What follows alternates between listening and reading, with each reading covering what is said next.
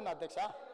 అందుకే అధ్యక్ష ఈరోజు రైతు భరోసా రైతుల కోసము, ఈరోజు రైతు భరోసా రైతుల కోసము, నగర అభివృద్ధి ఉద్యోగాలు చేసుకున్న విద్యార్థుల కోసము, విద్యను పెంపొందించడము, సాంకేతిక నైపుణ్యము, young India skills university, young India sports university, young India integrated residential schools, ఇవన్నీ వినూత్నమైన ఆలోచనలు. మీరు స్పోర్ట్స్ స్టేడియంలు గతంలో కడితే దేనికి ఇచ్చిండు అధ్యక్ష? సన్బర్న్ పార్టీలకు ఇచ్చిండు అధ్యక్ష, డ్రగ్స్ తీసుకునే పార్టీలకు ఇచ్చిండు అధ్యక్ష. సిగ్గులేదు అధ్యక్ష.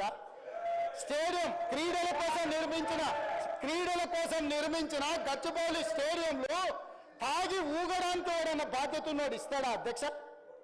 అట్లాంటి పనులు చేసి మళ్ళీ ఇక్కడికి వచ్చి వాదిస్తారు, ఇక్కడికి వచ్చి దబాయిస్తారు. ఏంది అధ్యక్ష ఇది?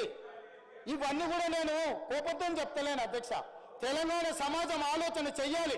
అక్కడున్న మిగతా సభ్యులకు కూడా తెలంగాణ సమాజం పట్ల కొంత కమిట్మెంట్ ఉన్న పార్టీలు ఉండ్రు. విధి లేని పరిస్థితుల్లో, తప్పని పరిస్థితుల్లో, రాజకీయ విధి లేని పరిస్థితుల్లో ఉండొచ్చు. అట్లాంటి వాళ్ళు సావాసం చేయకండి. వాళ్ళు కేవలం దొంగలకు సద్దులు మోసేటోళ్ళే. తెలంగాణ సమాజం కోసం పనిచేసే వాళ్ళు కాదు. అక్కడ ఉండే మా సహచరులు కొంతమంది ఆఖరి బెంచీల వాళ్ళు ఉండ్రు, నాకు కావాల్సిన వాళ్ళు. వాళ్ళకి తెలుసు వాళ్ళ ఆవేదన, వాళ్ళ బాధ వాళ్ళు కూడా మీకు తెలుసు అధ్యక్ష.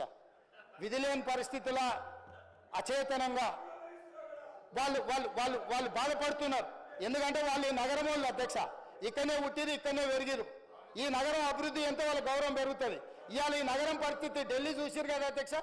ఢిల్లీ కాలుష్యం వల్ల బడులు బంద్ అయినాయి, వ్యాపారాలు బంద్ అయినాయి, పార్లమెంటు బంద్ అయింది. అక్కడ ఉన్న వాళ్ళందరూ వలసలు పోతున్నారు ఇతర ప్రాంతాలకు. హైదరాబాద్ నగరాన్ని కూడా అట్లా చేసుకుందామా అధ్యక్ష? నల్గొండ జిల్లా ఏం పాపం చేసింది అధ్యక్ష? మా ఎంకన్నా పదే మాట్లాడుతుంటే మీరు విన్నారు కదా.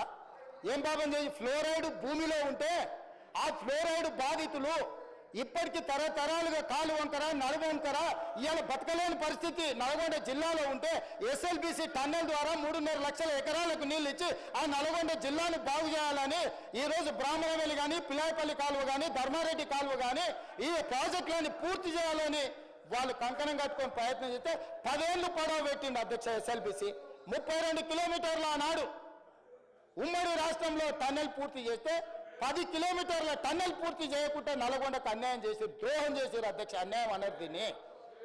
అక్కడ ఉన్న జగదీశ్వర్ రెడ్డి గారిని గుండెల మీద చేసుకొని చెప్పమని వాళ్ళు చేసింది కరెక్ట్ అని 10 ఏళ్ళు 10 కిలోమీటర్లు టన్నెల్ తవ్వకపోవడం కేసీఆర్ గారి గొప్పతనం, మా పార్టీ సాధించిన విజయం అని జగదీశ్వర్ రెడ్డి గారు చెప్పగలరా నల్గొండ ప్రజలకని నేను అడుగుతున్నా అధ్యక్ష. ఈయన ఈ నగరం నుంచి వెలువడుతున్న కాలుష్యం, పరిశ్రమల నుంచి తీసుకొచ్చి పోస్తున్న కాలుష్యం, ఈరోజు ఫార్మా కంపెనీల నుంచి అదర్ ఇండస్ట్రీస్ కాలుష్యం, ఇదే కాదు అధ్యక్ష. పశువుల కలేబరాలు, మనుషుల శవాలు ఈరోజు కొట్టుకుపోయి నల్గొండ ప్రజలకు శవాలను తెల్లారి లేస్తే ఏ శవాన్ని చూడాల్సి వస్తుందని వాళ్ళు బాధతోని ఈరోజు బతుకుతున్నారు అధ్యక్ష. భయంతో బతుకుతున్నారు అధ్యక్ష. ఇలా మూసి పరివాహక ప్రాంతంలో పండించిన పంట ఏది తినట్లేదు అధ్యక్ష. నేను మొన్న పోయినప్పుడు ఆడపిల్లలు తల్లులు వచ్చాన్నారు. కొత్తగా పెళ్ళి అయితే పిల్లలు కూడా పుట్టట్లేదు ఈ నీళ్ళ వల్ల. మేము గర్భం దాల్చాలంటే కూడా మాకు భయం అవుతుంది అని ఆడబిడ్డలు వచ్చి చెప్పారు అధ్యక్ష. మూసి ప్రక్షాళన చేస్తాము, మూసిలో ఒక మంచి నీళ్లు నల్గొండ జిల్లాకు పంపుదాము.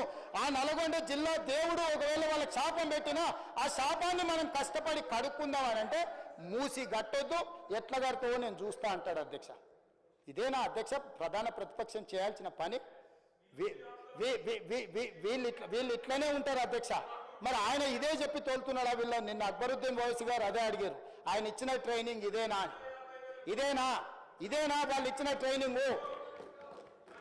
ఇవాళ ఇట్లా తయారైతే, విధ్వంసకారులుగా తయారైతే, తెలంగాణను విధ్వంసం చేయాలని వీళ్ళు బయలుదేరితే, ఇట్లాంటి విధ్వంసం చేసేటోళ్లకు ఎలాంటి బరి తెగించిన క్రూర ముగాలనైనా బోనులు బంధించే శక్తి నా సభకు, నా సభ్యులకు ఉంది అధ్యక్ష. నేను ఇవాళ సవాలు విసురుతున్నా. రా నల్గొండ పోదాం, భువనగిరి పోదామా, నల్గొండ పోదామా, ఆలేరు పోదామా, రంగారెడ్డి జిల్లా పోదామా, ఎల్బీ నగర్ పోదామా, మహేశ్వరం పోదామా, నకరేకల్ పోదామా, మరి రాజగోపాల్ మునుగోడు పోదామా, ఏడు పోదామా? రాండి బాబామాతలు ఇద్దరు, నేను రాజగోపాల్ గారు గన్మెన్లు లేకుంటేస్తే మీరిద్దరు గన్మెన్లు లేకుంటే రాండి, ప్రజల దగ్గర పోదాం, అడుగుదాం. మూసి కట్టాలనా, మూసి కడగాలనా వద్దా, మూసి ప్రక్షాళన చేయాలనా వద్దా, నల్గొండ ప్రజలను అడుగుదాం అధ్యక్ష. ఎంత దుర్మార్గం అధ్యక్ష. ఉమ్మడి రాష్ట్రంలో కూడా వాళ్ళు ఇంత ద్రోహం చేయలేదు, అంతకంటే ద్రోహులుగా తయారైనరు. ఇదేంటి అధ్యక్ష ఈ కక్ష ఈ ఈ ఈ రకమైన వ్యవహారము?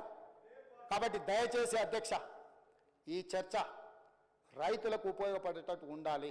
ఈరోజు ఈ సభలో రైతు భరోసా మీద స్వల్పకాలిక చర్చ మా మంత్రి తుమ్మల నాగేశ్వరరావు గారు ఏదైతే ప్రవేశపెట్టిండ్రో దయచేసి పంతాలకు పట్టింపులకు పోకండి.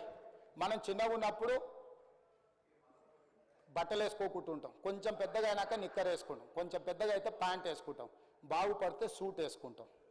అంతే కదా అధ్యక్ష?